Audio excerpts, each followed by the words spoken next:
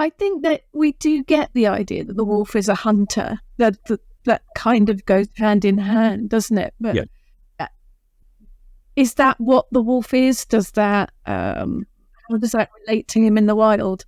Yes, in many cultures, the mythology of the wolf is centered around the notion that they are primarily hunters more so than anything else. Sometimes they appear as teachers, sometimes they appear as monsters in a very negative light. But even that negative light is often the idea that they hunt humans, which, already mentioned it, in practice, there are very, very few recorded reliable attacks by wolves on human beings. It's a rarity, but that doesn't stop people, especially in less technologically sophisticated, urbanized periods of history, living in small villages in the middle of the woods, worrying that the wolves wouldn't only eat their sheep, they might eat their children, they might eat them.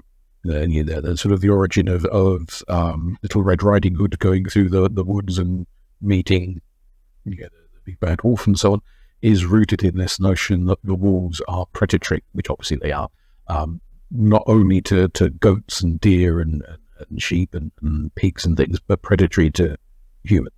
There are linkages there, without getting too graphic and putting anyone off, if it's close to dinner time when they're eating this. Links to concerns around cannibalism, the notion of something, especially the werewolf stories, something that is part wolf, part human, that has an appetite for the fully human. And so you take the story of Lycaon in ancient Greece. King Lycaon, short version, involved story, but the short version is that he develops an appetite for human flesh along with a large number of his family. He has a ridiculously large number of sons.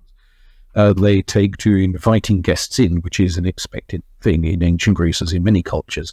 The moral code of Xenia to welcome guests, guest law, host law.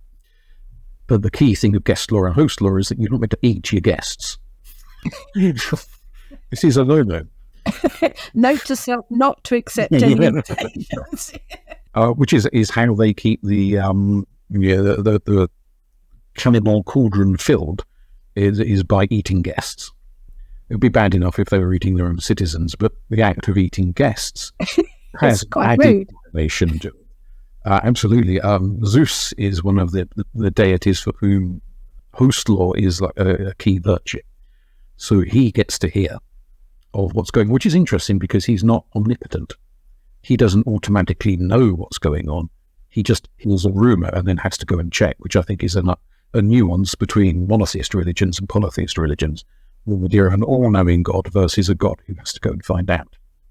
So Zeus comes down disguised as a human traveller, with other gods accompanying. They go along to the kingdom of Arcadia, which is where King Lycaon reigns, and they realise the rumours are true. The upshot is that they curse the king and those of his sons who have also been chewing on guests and turn them into wolves.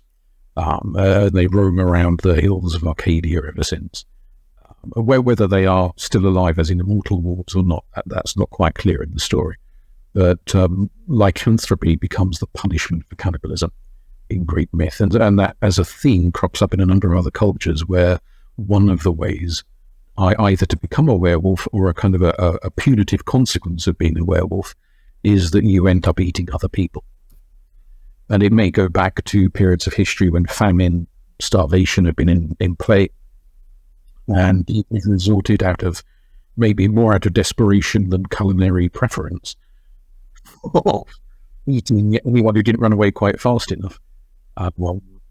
There was during the siege of Leningrad, I think it was, there was a kind of a guidance given that if you were walking the streets of Leningrad and someone who was overweight approached you, run like hell in the opposite direction, because there was one reason why they were well fed.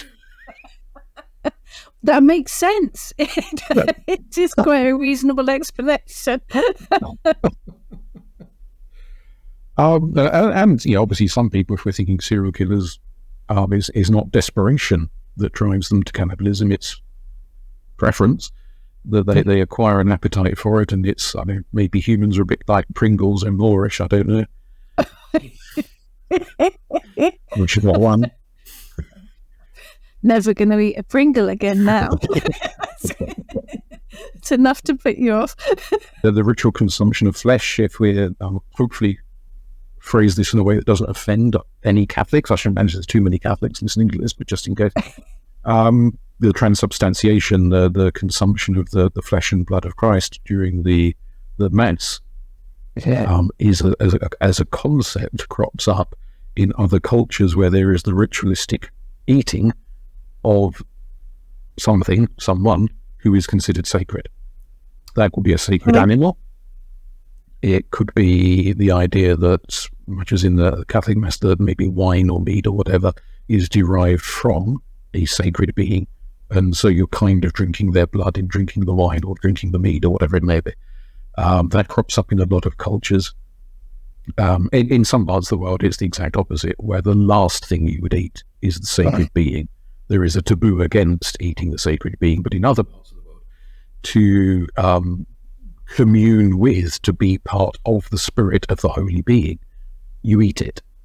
It makes a bizarre logic. Scary logic, but it actually kind of makes sense. Well, you can kind of see where they're coming from in a slightly grim kind of a way. It's not only cannibalism, and it could be potentially eating anything as such, a sacred cow or a sacred goat or sacred whatever, the thing that has to be consumed. So there may be traces of ritualistic practice where either people were eating the wolf itself, having hunted down the wolf, they would consume its flesh, or they would enter into a certain state of mind, frenzied state of mind, maybe assisted with various mushrooms or whatever substances that they were using, dance and trance and so forth, and then they would consume something else, which could potentially sometimes include another human being. There may be memories of all of these things kind of coming together, converging, and then by the Chinese whispers, by the time that story has been told and told and told and told, it grows and grows. And what we'll end up with is werewolves slabbering in dark corners and pouncing on people. And so it all makes sense, which is quite scary, really.